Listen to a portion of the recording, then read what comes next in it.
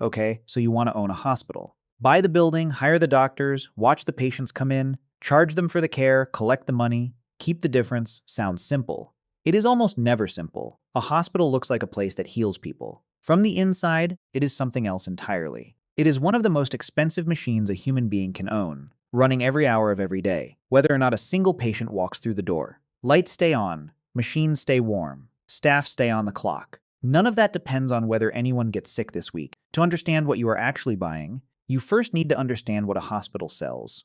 Most people think a hospital sells medicine. It does not. A pharmacy sells medicine. A hospital sells something closer to access to a building, to equipment, to trained people, all of it ready and waiting the moment something goes wrong in your body. Walk through a hospital actually has on its shelves. Emergency care, surgery, diagnostic scans, beds, intensive care units, the time of doctors and nurses, the use of machines that cost more than most houses. None of these are products you can stack in a warehouse. They are services, and a service can only be sold the instant someone needs it. This single fact explains almost everything strange about hospital economics. A factory that makes shoes can slow down in a quiet month. A hospital cannot slow down. The operating room has to be ready at 3 in the morning for an emergency that might never come. That readiness is not free. You are paying for it whether it gets used or not. The basic equation of the business is brutally simple to write down and brutally hard to control. Revenue equals the number of patients multiplied by the average amount each one generates. That is the whole formula. The problem is that you control almost nothing on either side of it. You do not decide how many people get sick this month. You do not decide what insurance companies are willing to pay you for treating them. You just have to be ready, every single day, for whatever number shows up. So before a single patient is treated, the spending has already started. Let's look at what it actually costs to open the doors. Say you want to build a hospital from the ground up, rather than buy an existing one. The first number you will hear is the cost per bed, and the industry's own rule of thumb is about $1 million per bed. Not $1 million for the whole building. $1 million per bed. A modest community hospital with around 120 beds, roughly 300,000 square feet of building, lands at something like $112 million just for construction. A smaller facility, maybe 60 beds, still runs above $50 million.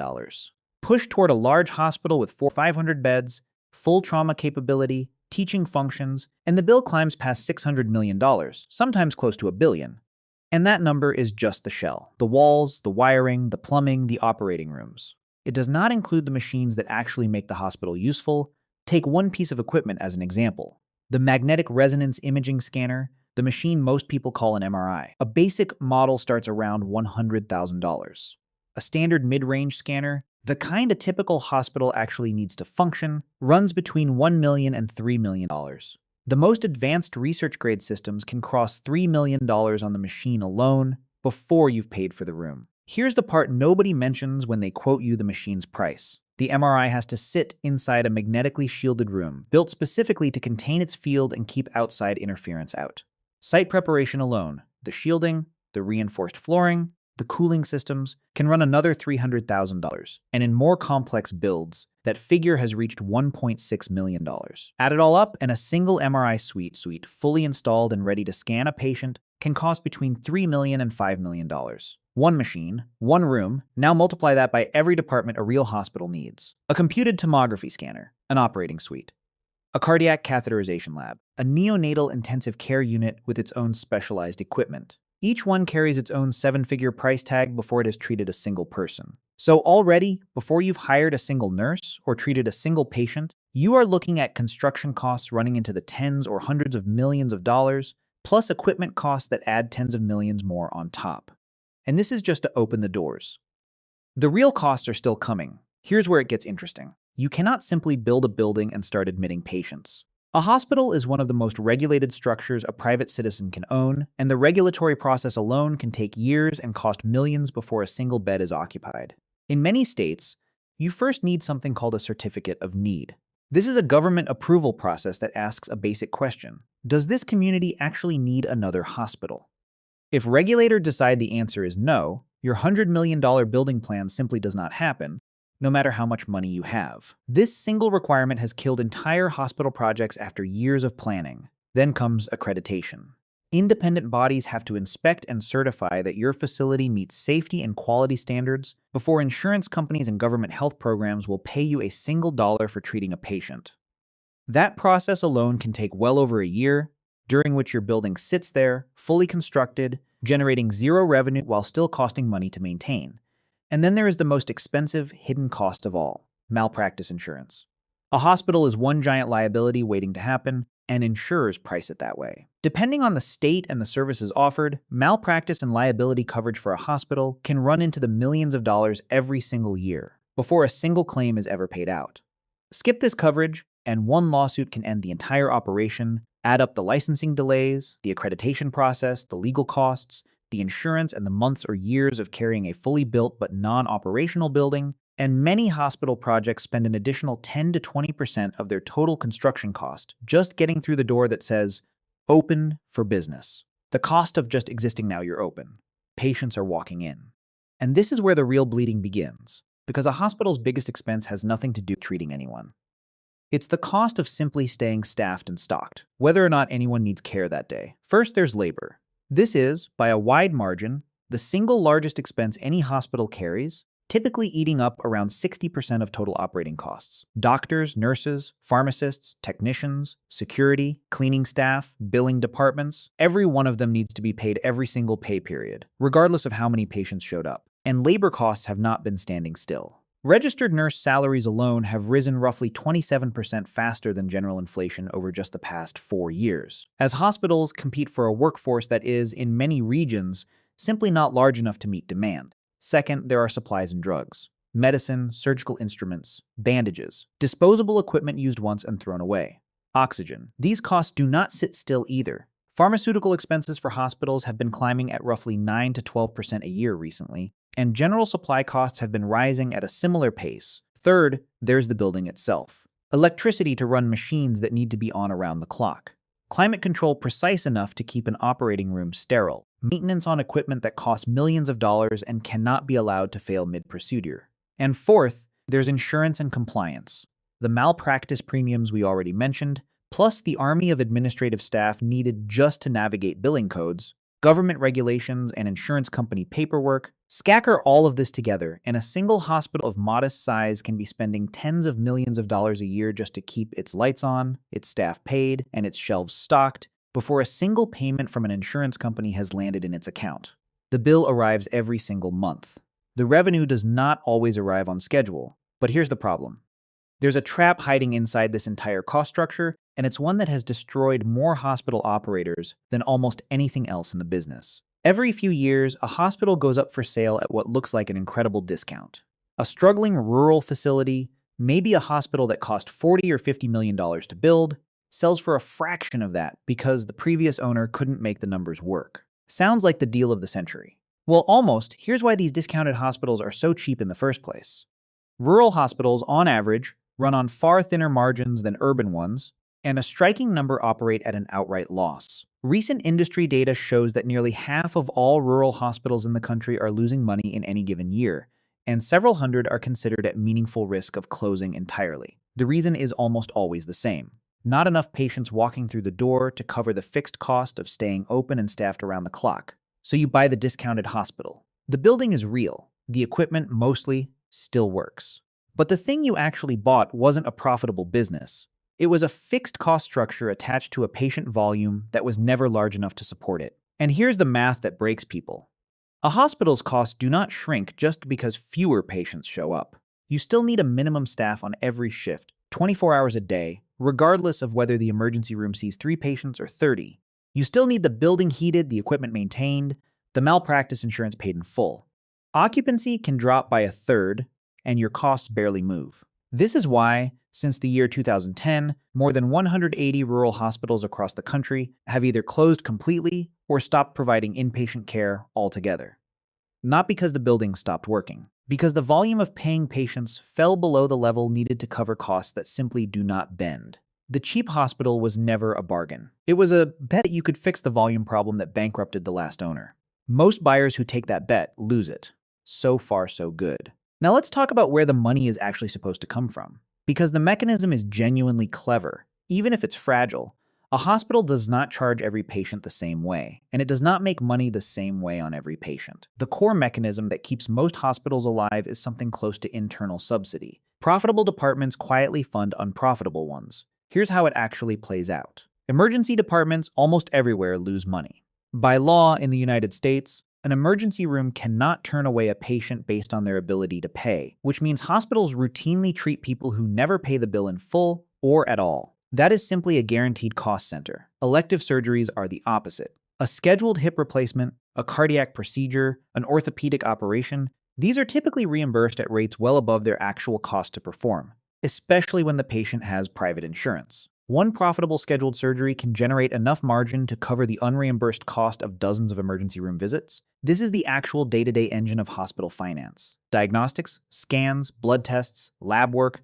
also tend to run profitable, especially when the equipment is already paid off and simply needs to keep running. Specialty departments like cardiology and oncology often carry strong margins too, because the procedures are complex, billable at high rates, and require expertise that justifies premium pricing. Now do the math the way a hospital administrator actually has to do it. Take a mid-sized hospital generating, say, $600 million in total revenue in a year. Subtract labor costs at roughly 60% of operating expenses. Subtract supplies and drugs, another meaningful chunk.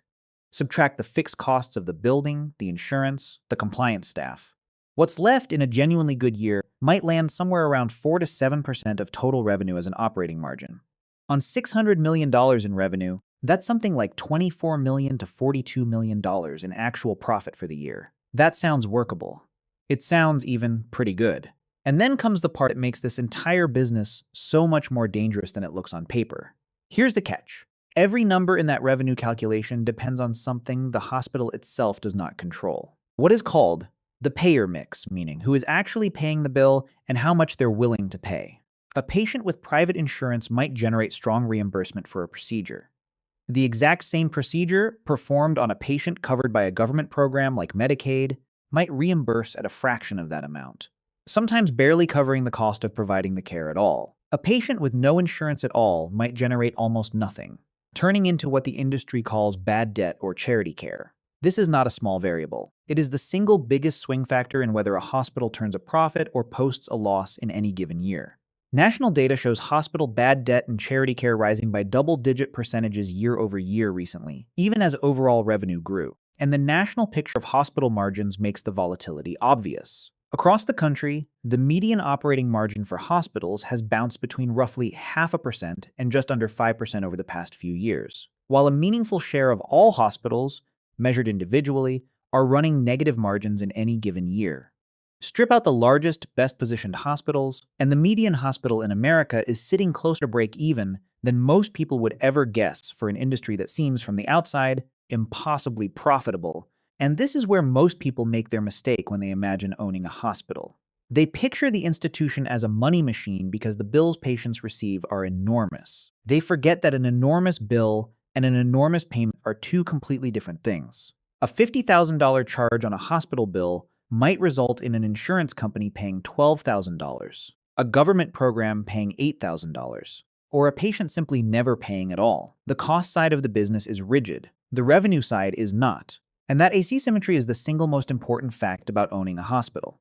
Now let's see what happens when that asymmetry actually breaks a real operator. Meet a cardiac surgeon, son of Cuban immigrants, who trained at Harvard and the Massachusetts Institute of Technology before becoming the head of a hospital chain that, at its peak, treated more than 2 million patients across 31 hospitals in 8 states. His name was Ralph de la Torre, and the company he ran was called Steward Healthcare. The story starts in the year 2010, when a private equity firm called Cerberus Capital Management bought 6 struggling Catholic community hospitals out of the Boston Archdiocese for nearly $900 million. De la Torre took over as chief executive, and the company began an aggressive buying spree, acquiring hospitals across the country until it reached its peak size of 36 hospitals, making it briefly the largest for-profit hospital operator in the entire United States. Here's the move that, on paper, looked brilliant. In 2016, Steward sold the real estate underneath its own hospitals, the actual land and buildings, to a real estate investment company called Medical Properties Trust, then leased that same real estate back at a high annual cost. This generated a massive upfront cash payment, much of which flowed out to investors and executives as dividends. Cerberus alone reportedly walked away from its ownership stake with a gain of around $800 million when it exited in 2020. But how does a man who built and ran one of the largest hospital systems in the country end up bankrupting that same system just a few years later? The answer is not that he didn't understand hospitals. The answer is structural, and it's the same lesson hiding in everything we've already covered in this video. The sale-leaseback deal had locked Steward into more than $6.6 billion in long-term lease payments it now owed for buildings it used to own outright. Every single month, rent had to be paid on top of payroll, supplies, insurance, and every other fixed cost we've already walked through. The company had converted itself from an owner of hospitals into a tenant of hospitals with rent obligations that did not care whether patient volume was strong or weak that month. As the rent payments mounted, the cash to run the actual hospitals began drying up. Vendors stopped getting paid, and when vendors don't get paid, they stop delivering. Investigations later documented more than 650 instances of deficient patient care across nearly 36 Steward hospitals, tied directly to missing equipment, understaffing, and unpaid suppliers. One case became a symbol of the entire collapse. A new mother died from internal bleeding after giving birth at a Steward hospital in Boston, after a vendor had repossessed the specific medical equipment doctors needed to stop that kind of bleeding because the bill for that equipment had gone unpaid. The hospital had the building. It had the staff. It did not have the supplies, because the supplies had been taken back over an unpaid invoice. By May of 2024, Steward filed for bankruptcy carrying more than $9 billion in total liabilities, including close to $1 billion in unpaid bills to vendors and roughly $6.6 billion in long-term lease obligations. In the year leading up to that bankruptcy filing, while nurses reported missing basic medical supplies, the chief executive drew a salary north of $4 million and owned 2 private yachts, one of them valued at around $30 million. Keep this in mind if you ever find yourself looking at a hospital chain's balance sheet and wondering whether the fixed costs are sustainable. 5 Steward hospitals have permanently closed since the bankruptcy. One of them, a 77-bed hospital in a rural Massachusetts town, had served a population of around 115,000 people and handled roughly 16,000 emergency room visits a year. After it closed, ambulance transport times in the surrounding area jumped by about 20%, because patients now had to be driven significantly farther to reach the next open emergency room. The building didn't disappear. The community's access to care did. This is the structural lesson underneath the entire Steward story. The collapse wasn't really about one executive's yachts, even though the yachts made for an easy headline. It was about a financial structure, heavy fixed lease obligations stacked on top of already thin and unpredictable hospital margins, that left zero room for error the moment patient volume or payer mix shifted even slightly in the wrong direction. The same trap that catches a small rural hospital buyer caught one of the largest hospital chains in the country. Size didn't protect it. It just made the collapse bigger. So let's lay out what actually happens if you decide to own a hospital using the real numbers we've walked through. In the optimistic scenario, you're running a well-positioned hospital in a growing urban area, with a strong mix of privately insured patients, a busy elective surgery schedule, and modern, mostly paid-off equipment. Industry-wide, the best-performing hospitals have posted operating margins in the range of 7 to 8% in strong recent years. On a hospital generating, say, $400 million in annual revenue, that's roughly $28 million to $32 million in profit for the year. Costs are covered, expansion is possible, and the business genuinely works the way people assume it does from the outside. In the realistic scenario, 2 things shift that are entirely outside your control. First, your payer mix worsens. More of your patients arrive on government programs that reimburse below cost, or with no insurance at all, which has been the actual national trend, with bad debt and charity care rising by double digits in recent years. Second, your labor and supply costs keep climbing faster than your reimbursements, exactly as nursing wages and drug costs have been doing across the entire industry. Under those conditions, that same $400 million hospital can easily land at a 1 or 2% margin, or slip into an outright loss, the exact position that roughly a third to nearly half of all rural hospitals find themselves in during any given year. The difference between the good year and the bad year, on a hospital that size, is not a small adjustment. It is the difference between $30 million in profit and a multi-million-dollar loss. On the exact same building, with the exact same staff, treating roughly the exact same number of patients, a hospital isn't really a business in the way a restaurant or a retail store is a business. It is a fixed, enormous, immovable cost structure, sitting permanently exposed to a revenue stream that nobody who owns it actually controls. You don't set the prices insurance companies will pay. You don't choose how many of your patients show up uninsured. You don't decide whether the next wave of patients needs expensive elective surgery or unprofitable emergency care. What you do control is whether you understand, going in, that the building is never really the asset. The patients walking through the door, and who is actually paying for them, is the asset. And that asset can change beneath you faster than any building ever could.